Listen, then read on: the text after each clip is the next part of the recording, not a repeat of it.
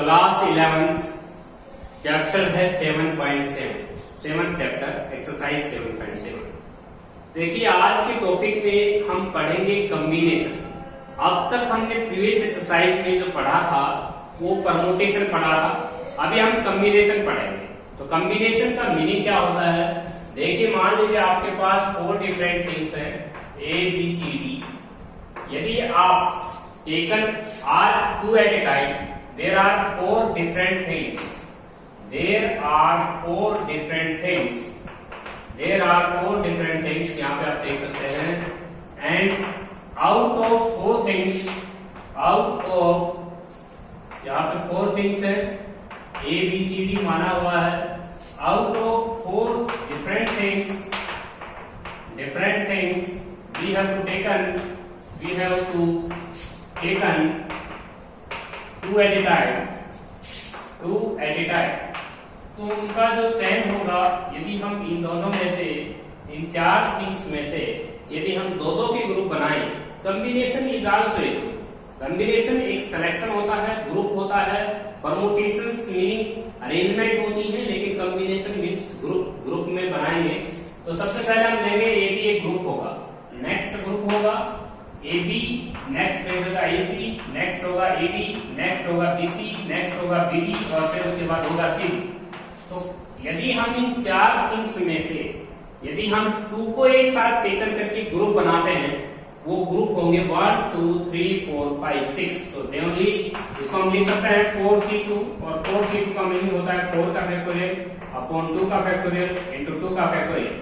Because NCR, यदि आपके पास n things हैं तो r आप टेकन कर रहे हैं तो फॉर्मूला खुल जाएगा n का फैक्टोरियल अपॉन में r का फैक्टोरियल और इनटू इन दोनों का डिफरेंस का फैक्टोरियल हो जाएगा n माइनस r। और जो n के बारे में कंडीशन है वो n greater than equal to r ही होना चाहिए। तो ये आपकी कंडीशन याद करनी है, इस कंडीशन को भी आप ध्यान में रखेंगे। तो देखिए ध्यान से, यदि आपके पास 4 डिफरेंट थिंग्स हैं तो आप इसके अरेंजमेंट कितने बना सकते थे? 2 को अगर एक साइड करते हैं तो 4p2 हो जाएगा। 4p2 का मीनिंग क्या होगा? 4p2 हो जाएगा 4 का फैक्टोरियल अपॉन 2 का फैक्टोरियल, तो ये हो जाएगा 12।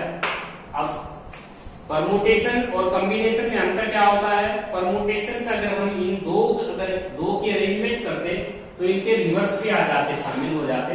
तो रिवर्स क्या आ जाते? BA, CA, DA, CB और DB और BC। परमुटेशन में ये 12 अरेंजमेंट आ जाती है, लेकिन कॉम्बिनेशन एक ग्रुप होता है। कॉम्बिनेशन में हम डिफरेंट ऑर्डर मायने नहीं रखता है। आप यहाँ पे BA नहीं ले सकते, तो मीन्स AB और BA ग्रुप एक ही कहलाएगा। तो यहाँ पे आप कॉम्बिनेशन में 6 वेज से ही ग्रुप बना सकते हैं। 4 थिंग्स में से अगर हम 2 को टेकन करते हुए यदि डिफरेंट ग्रुप बनाए दो के, तो आपके 6 ही ग्रुप बनते हैं, 6 ही वेज हैं। लेकिन कॉम्बिनेशंस परमुटेशन की बात करें तो परमुटेशन में 6 अरेंजमेंट ये और 6 इनकी रिवर्स हो जाएंगे, तो 12 अरेंजमेंट आ जाती है। अभी परमुटेशन और कॉम्बिनेशन में आपको अंतर समझा दिया। परमुटेशन मीन्स ज्यादा आ रहे हैं, उसमें 12 आ जाएंगे, और कॉम्बिनेशन मीन्स ये 6 ही डिफरेंट ग्रुप बनेंगे 2 को अगर आप एक साथ टेक कर रहे हैं तो। फॉर्मूला हो जाएगा 4c2। यदि आप इनमें से 3 को उठाते हैं तो फॉर्मूला हो जाएगा 4c3। 4c3 हो जाएगा 4। 4c3 में 4 ही आएगा। एक आ जाएगा ABC, एक हो जाएगा ABD, एक हो जाएगा BCD और एक हो जाएगा ACD। तो 4 ही डिफरेंट ग्रुप बन पाएंगे अगर 3 को एक साथ टेक कर रहे हो। अब आते हैं कुछ कॉम्बिनेशंस की कुछ प्रॉपर्टियां पढ़ लेते हैं। तो कॉम्बिनेशंस का मीनिंग आपको समझा दिया। कॉम्बिनेशन यदि आप R थिंग्स टेकन कर रहे हैं n डिफरेंट थिंग्स में से, तो फॉर्मूला आप कॉम्बिनेशन में लगाते हैं n combination R। n combination R को आप इस तरह से रिप्रेजेंट कर सकते हैं। यहाँ पे आप लिख सकते हैं C, N, R। तो ये होती है कॉम्बिनेशन की रिप्रेजेंटेशन। आप इसको इस तरह से देख पाएंगे, इस तरह से डिनोट कर देंगे। फॉर्मूला क्या होता है NCR का? n का फैक्टोरियल अपॉन में r का factorial into n minus r का फैक्टोरियल। ये होता है कॉम्बिनेशन का फॉर्मूला। कंडीशन क्या होती है? n greater than equal to r। n क्या तो r के इक्वल हो सकता है या n हमेशा r से बड़ा ही होगा। यहाँ पे कंडीशंस इसके बाद आते हैं बहुत ही इंपॉर्टेंट रिलेशन होता है n परमुटेशन r में। n परमुटेशन r को हमने खोजना था, n परमुटेशन r और n कॉम्बिनेशन r में क्या रिलेशन होता है। देखिए n कॉम्बिनेशन जो r रिलेशन बिटवीन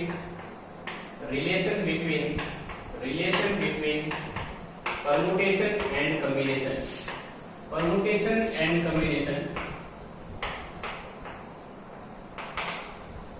देखिए n परमुटेशन जो r होता है उसको हम खोल लेते हैं n का factorial upon n minus r का फैक्टोरियल, और n कॉम्बिनेशन r को अगर हम ऑपरेट करते हैं फॉर्मूले से तो n का फैक्टोरियल अपॉन r का फैक्टोरियल तो n माइनस r। अब आप सोच सकते हैं यदि मैं इसको r फैक्टोरियल से मल्टीप्लाई करता हूं तो ये दोनों इक्वल आ जाएंगे। तो हम इसको अगर r फैक्टोरियल से इसको मल्टीप्लाई करते हैं, इसको मल्टीप्लाई कर देते हैं n कॉम्बिनेशन r को, तो आपका रिक्वायर्ड आंसर आ जाता है। तो n permutation r equal to r का फैक्टोरियल इनटू में n combination r, that is relation between permutation and combination. यदि मैं इसको r फैक्टोरियल से मल्टीप्लाई करता हूं तो ये दोनों चीज इक्वल हो जाएंगे। तो ये होता है relation between permutation and combination. इसके बाद हम कुछ प्रॉपर्टियां पढ़ेंगे, काफी मोस्ट इंपोर्टेंट प्रॉपर्टी है, काफी परीक्षा में आती भी है। एक प्रॉपर्टी होती है कॉम्बिनेशन के ऊपर NCA इक्वल टू NCB, ये पहली प्रॉपर्टी है। इसमें आप n सीधा निकाल सकते हैं, n क्या था a प्लस b के इक्वल होगा या a इक्वल टू b होगा। यहाँ पे आप इंप्लाइज का निशान लगाएं, काफी मोस्ट इंपोर्टेंट प्रॉपर्टी है ये। Property number first. Second property n combination जो r होता है वो n कॉम्बिनेशन इन दोनों के डिफरेंस के इक्वल हो जाएगा n माइनस r, ये भी मोस्ट इंपोर्टेंट प्रॉपर्टी है। Now property number 3 NCR plus NCn minus r, यहाँ पे आप देख सकते हैं NCR माइनस ये इक्वल होता है n प्लस 1 कॉम्बिनेशन Cr। अब मैं आपको एक एक एग्जांपल देता हूँ तीनों प्रॉपर्टी के ऊपर।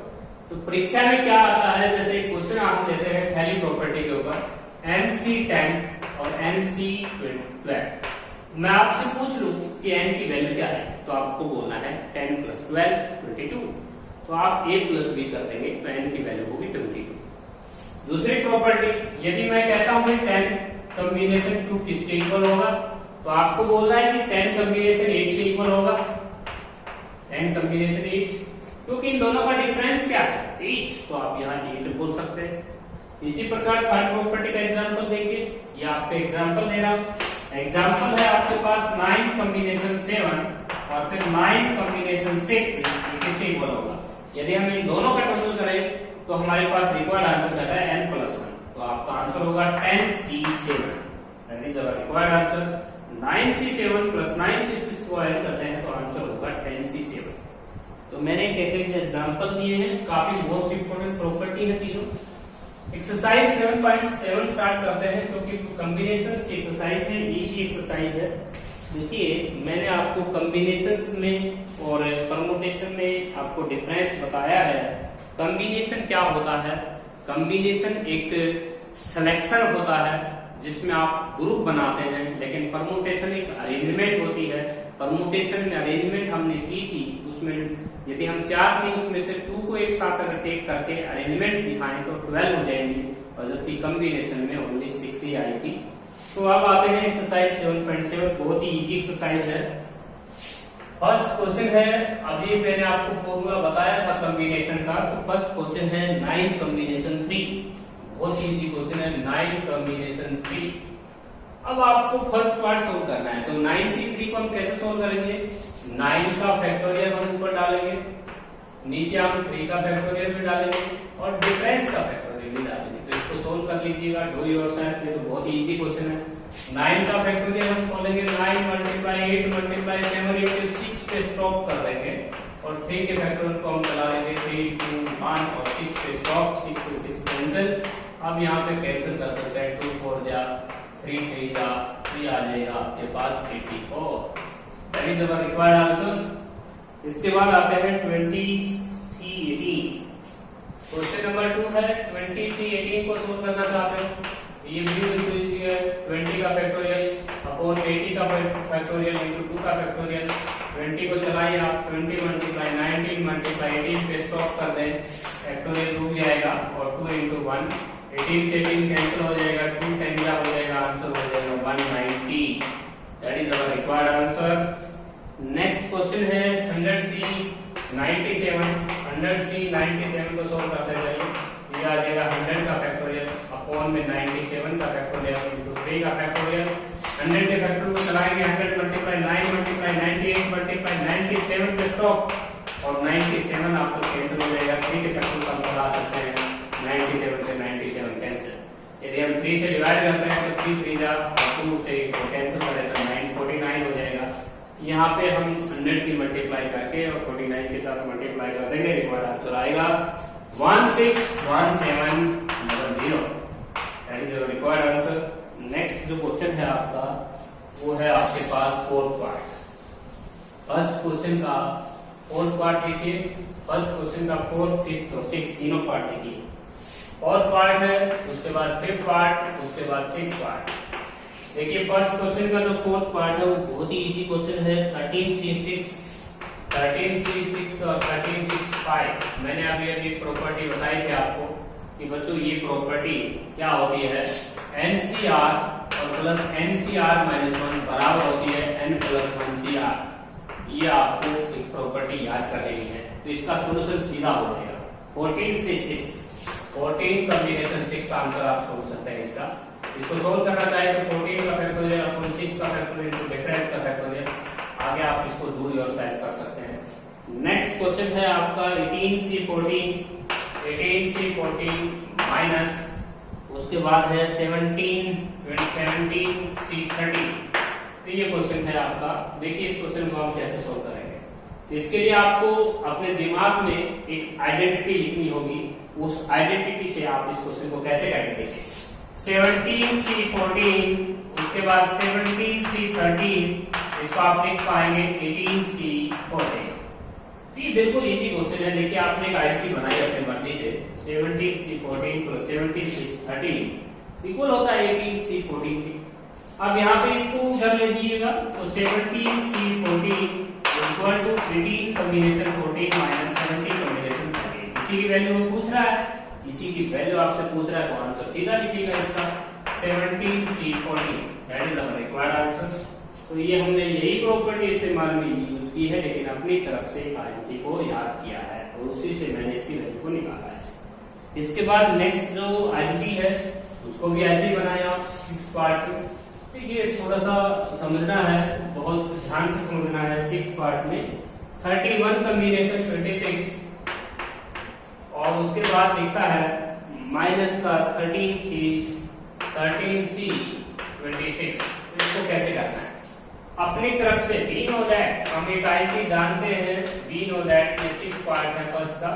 वी नो दैट अपनी तरफ से एक आइडेंटिटी आपको अपनी तरफ से जनरेट करनी है। कैसे करेंगे, 31C, इसके बाद देखेंगे आप 13C 26, उसके बाद देखेंगे 13C 25, तो ये इक्वल हो जाएगा 31C 26 के। तो ये बिल्कुल इजी क्वेश्चन बन जाएगा। इसको हम उधर ले चलते हैं, इसको रिप्लेस कर देंगे, उधर ले जाएंगे तो 13C 25 equal to 31 combination 76 minus 13C 26। अब आपसे जो क्वेश्चन आपका आंसर पूछ रहा था, यही क्वेश्चन पूछ रहा था, इसकी वैल्यू आपको ये लिखनी है 13C 25। थोड़ा सा ट्रिकी क्वेश्चन है, फोर्थ और फिफ्थ पार्ट दोनों इंपॉर्टेंट पार्ट है, तो आप इसको सोल्व कीजिए। इसको सोल्व करोगे टाइम ज्यादा लगेगा, टाइम कंज्यूमिंग होगा। आप इस आइडेंटिटी का यूज करें, इसको आप सोल्व कर लीजिए। 13C 25 को सोल्व करेंगे तो 13 का फैक्टोरियल अपॉन 25 का फैक्टोरियल डिफरेंस का फैक्टोरियल। 13 को चलाएं आप, 13 मल्टीप्लाई 29 मल्टीप्लाई 28 मल्टीप्लाई 27 मल्टीप्लाई 26, 25 का फैक्टोरियल कैंसिल हो जाएगा 5 4 3 2 1। और आप यहाँ पे कैंसिल कर सकते हैं, 5 6 यहाँ पे चला जाएगा, 3 2 या 6 6 कैंसिल हो जाएगा, 4 7 यहाँ पे कैंसिल हो जाएगा। अब इन तीनों की हम मल्टीप्लाई कर सकते हैं, इन तीनों की मल्टीप्लाई आएगी 142,506 मल्टीप्लाई आएगी। That is our required answer. तो ये था आपका फर्स्ट क्वेश्चन का 6 पार्ट। थोड़ा सा आपको ध्यान से समझना है, एक आईटी जनरेट की है मैंने यहाँ पे। क्वेश्चन नंबर 2, क्वेश्चन नंबर जो 2 है वो भी क्वेश्चन है। देखिए एलएचएस पार्ट क्या कहता है, 8C4 8C4 प्लस 8C3। तो मैंने एक आईडेंटिटी पहले से बताई थी बच्चों कि 3 होता है, तो मैं एक आईडेंटिटी जानता हूँ NCR प्लस NCR माइनस 1 किसके इक्वल होती है, n प्लस 1 कॉम्बिनेशन R। इसका मतलब ये है कि ऊपर का जो स्पिक्स होता है, ऊपर का जो स्पिक्स होता है उसमें एक ऐड हो जाता है। तो इसमें आपका रिक्वायर्ड आंसर होगा 9C4। यही आपका रिक्वायर्ड आंसर लेके आना है। नेक्स्ट क्वेश्चन है ये का second part, 1 plus 3C1 plus उसके बाद है 4C2। ये हमें आंसर लेके आना है इसका 5C3। तो दोनों को सोल्व कर लीजिए। LHS को सोल्व करते हैं, चलिए LHS सोल्व करते हैं। तो LHS को सोल्व करेंगे तो 3C1 क्या होगा 3 होगा, 4C2 6 हो जाएगा, आंसर होगा 10। इसी प्रकार 5C3 को सोल्व करते हैं, 5 का फैक्टोरियल अपॉन में 3 का फैक्टोरियल इंटू 2 का फैक्टोरियल, 5 का फैक्टोरियल हो जाएगा 5 मल्टीप्लाई 4 इंटू 3 के स्टॉप 3 से कैंसिल हो जाएगा, 2 मल्टीप्लाई 1 2 2 जा 4, आंसर होगा 10। आपकी LHS और RHS इक्वल है। यदि आप 4C2 को अलग से सोल्व करते हैं तो 4 का फैक्टोरियल 2 का फैक्टोरियल 2 का फैक्टोरियल 4 का फैक्टोरियल चलाते हैं, 4 मल्टीप्लाई 3 मल्टीप्लाई 2 का स्टॉप 2 से 2 कैंसिल, 2 का फैक्टोरियल लिखें 2 कैंसिल 2 2 जा 2 3 जा 6। तो ये आपके पास 6 लिख दिया। 3C1 को सोल्व करते हैं, 3C1 को सोल्व करते हैं तो 3 का फैक्टोरियल अपॉन 1 का फैक्टोरियल इंटू 2 का फैक्टोरियल, 3 के फैक्टोरियल को अगर हम लिखते हैं 3 मल्टीप्लाई 2 का स्टॉप 2 से 2 कैंसिल हो जाता है, 1 का फैक्टोरियल तो 1 ही हो जाएगा, आंसर हो जाएगा 3। तो अलग अलग पार्ट को कंप्यूट कर लेना। 3C1 मैंने अलग से सोल्व किया हुआ है, 4C2 मैंने अलग से सोल्व किया हुआ है, 5C3 को मैंने सोल्व किया। LHS is equal to RHS। Next question है सेकंड क्वेश्चन का लास्ट पार्ट, थर्ड पार्ट। तो देखिए बहुत ही इजी एक्सरसाइज है, आपको सिर्फ फैक्टोरियल खोल लेने हैं, कॉम्बिनेशन में आपको फॉर्मूला याद होना चाहिए। लास्ट में इसका थर्ड पार्ट है 5CR। 5CR और R की जो वैल्यू है वो 1 से 5 जा रही है, 1 से 5, और आपको आंसर लेके आना है 30। LHS लेके चलते हैं। इसको हम समीशन बोलते हैं, सिग्मा बोलते हैं, जिसका मतलब है हम सबसे पहले R की वैल्यू 1 पुट करेंगे, उसके बाद 2 पुट करेंगे, और उसके बाद 3 पुट करेंगे, उसके बाद 4 पुट करेंगे, उसके बाद 5 पुट करेंगे, और फिर हम कहते हैं इनको ऐड कर देंगे। तो इनको हमें ऐड करना है, समीशन का मीनिंग होता है इनसे पांचों क्वांटिटी को हमें ऐड करना है। देखिए 5C1 को सोल्व करते हैं, 5 का फैक्टोरियल 1 का फैक्टोरियल 4 का फैक्टोरियल 5 का फैक्टोरियल 2 का फैक्टोरियल 3 का फैक्टोरियल 5 का फैक्टोरियल 3 का फैक्टोरियल 2 का फैक्टोरियल। यहाँ पे आप डिफरेंस का फैक्टोरियल भी कर रहे हैं, 5 का फैक्टोरियल 4 का फैक्टोरियल 1 का फैक्टोरियल 5 से 5 का फैक्टोरियल 0 का फैक्टोरियल और 0 का फैक्टोरियल 1 होता है। अब इनको सोल्व कीजिए। 5C1 5 होता है, 5C2 10, 5C3 10, 5C4 5, 5C1 1। इनको सोल्व कीजिए। मैंने इन सभी अमाउंट को अगर जोड़ेंगे आप तो यह आ जाएगा 10 10 20 20 30 31 आ जाएगा answer. LHS is equal to RHS। बच्चों यदि आपको इस तरह की फॉर्म अगर दे रखी होती है तो उसके लिए आप डायरेक्ट याद भी कर सकते हैं, जैसे NC1 है और NC2 है और लास्ट में NCN हो तो फॉर्मूला होता है 2 raised to power n minus 1। n होता है नंबर ऑफ टर्म। तो यहाँ पे आप नंबर ऑफ टर्म क्या ले रहे हैं 1 2 3 4 5। तो ये शॉर्टकट होता है, आप इस ट्रिक को इस्तेमाल में ला सकते हैं किसी भी कंपटीशन एग्जाम में। तो 2 की पावर है -1, तो यहाँ पे n 5 है 1 2 3 4 5 और n आपका 5 ही चल रहा है, इसको बोलेंगे आप n 5 पुट करेंगे 2 raised to power 5, 2 raised to power 5 means 35, 32 में से 1 लेस कर देंगे 31। ये बहुत ही इजी क्वेश्चन बनेगा। नेक्स्ट क्वेश्चन है आपका थर्ड पार्ट। देखिए थर्ड पार्ट जो है वो भी क्वेश्चन बहुत ही इजी है। थर्ड क्वेश्चन देखिए, क्वेश्चन नंबर थर्ड आपका है NC2। क्वेश्चन नंबर जो 3 है उसका फर्स्ट पार्ट है NC2 इक्वल टू NC6 आइडेंट कह रखा है।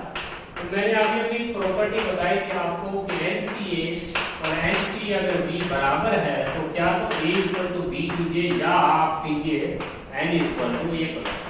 अब ये दोनों इक्वल तो है नहीं, 2 और 6 तो इक्वल नहीं है, तो ये जो केस खारिज हो गया। तो N किसके इक्वल होगा A प्लस B के इक्वल होगा। 2 प्लस 6 आंसर कितना आया N 8 आया, that is the required answer. बहुत इजी पार्ट है। इसके बाद नेक्स्ट जो क्वेश्चन है आपका वो देख लीजिए। नेक्स्ट क्वेश्चन है NC। तो NCC का सेकंड पार्ट देखते हैं, NC10 और NC12। सेकंड पार्ट है NC10 और NC12। तो n की वैल्यू कितनी आ जाएगी, सीधी डायरेक्ट n प्लस b। ये रिजल्ट हमने पढ़ा है, ये दोनों इक्वल तो नहीं है, तो 22 आ जाएगा। अब एक क्वेश्चन और मांग लिया उसने, इसी क्वेश्चन के अंदर NC5 मांगा है, find NC5, find also NC5। तो n हमने कंप्यूट कर लिया है, n हमारे पास 20 रख देंगे, 22। तो 22C5 फॉर्मूला क्या होता है कॉम्बिनेशन का, n का फैक्टोरियल अपॉन में r का फैक्टोरियल इनटू डिफरेंस का फैक्टोरियल। अब 22 के फैक्टर को चलाएंगे, 22 मल्टीप्लाई 21 मल्टीप्लाई 20 मल्टीप्लाई 19 मल्टीप्लाई और यहाँ पे 18 मल्टीप्लाई 17। अब 17 से 17 क्या हो जाएगा, कैंसिल कर लेंगे। 5 के फैक्टर को लिखेंगे 5 मल्टीप्लाई 4 मल्टीप्लाई 3 मल्टीप्लाई 2 मल्टीप्लाई 1। 5 4 जा 20, 20 से 20 कैंसिल, 3 7 जा और उसके बाद 2 से हम कैंसिल कर सकते हैं 11। अब इनकी हम मल्टीप्लाई कर सकते हैं, मल्टीप्लाई करने के बाद हमारा क्वेश्चन इजीली सॉल्व हो जाएगा। तो सिर्फ बच्चों आज हम करेंगे, हमने अभी इस टॉपिक में किया है परमुटेशन और कॉम्बिनेशन में अंतर। परमुटेशन अरेंजमेंट होती है चीजों की, अरेंजमेंट में आप देख सकते हैं वहां पे आप AB और BA दो अरेंजमेंट हो गई आपकी, लेकिन कॉम्बिनेशन में AB और BA को एक ही मानना है। Combination means short, permutation means long. Permutation में आंसर ज्यादा, कॉम्बिनेशन में आंसर कम। तो यहाँ पे आप देख सकते हैं n परमुटेशन r आपने कैसे खोल लिया था, n का फैक्टोरियल अपॉन में n माइनस r, ये क्या था n permutation r। n combination r का आंसर n का फैक्टोरियल अपॉन में r का फैक्टोरियल और डिफरेंस का फैक्टोरियल। मैंने आपको एक रिलेशन भी बताया कि भाई परमुटेशन और कॉम्बिनेशन में क्या अंतर होता है। तो परमुटेशन में देखिए, यदि मैं इसको r फैक्टोरियल से मल्टीप्लाई करता हूं तो बैलेंस हो जाएगी आपकी, दोनों बराबर आ जाएंगे। उसके बाद मैंने आपको बताया 3 इंपॉर्टेंट प्रॉपर्टी। अब वो प्रॉपर्टी मैं आपको फिर याद दिलाना चाहता हूं, एक एक एग्जांपल भी मैंने दिया था। सबसे पहला रिजल्ट हमारे पास प्रॉपर्टी ये थी कि n कॉम्बिनेशन A और equal to n combination B, तो क्या तो n A प्लस B के इक्वल होगा और A इक्वल टू B होगा। तो यहाँ पे आप देख सकते हैं फर्स्ट प्रॉपर्टी। सेकंड प्रॉपर्टी मैंने कहा था NCR किसके इक्वल होता है, NC n minus r। Third property मैंने कहा था कि NCR प्लस NCR माइनस 1 का जो जोड़ होगा वो n प्लस 1 कॉम्बिनेशन r। यहाँ पे देख सकते हैं 3 इंपॉर्टेंट थिंग्स हैं, तीनों प्रॉपर्टियां काफी यूज हुई एक्सरसाइज में। एक्सरसाइज में ये जो प्रॉपर्टी है इसको आप कैसे यूज करते हैं, जैसे 8C3 प्लस 8C2, तो आंसर लिखेंगे 9C3। ये एग्जांपल होगा इसके ऊपर। इसका एग्जांपल लेता हूं 100 कॉम्बिनेशन 98, इसको लिख सकते हैं आप 100C12 के इक्वल 2 के इक्वल, तो आप इसको इक्वल भी लिख सकते हैं इसको। इसी प्रकार यहाँ पे अगर एग्जांपल है तो MC2 और MC5, तो n की वैल्यू क्या होगी, तो n सीधा कह सकते हैं 7 होगी। तो हमने एक एक एग्जांपल यहाँ पे दिया है, तो आप ये तीनों इंपॉर्टेंट प्रॉपर्टी को याद कीजिए। इसके बाद क्वेश्चन नंबर 4 स्टार्ट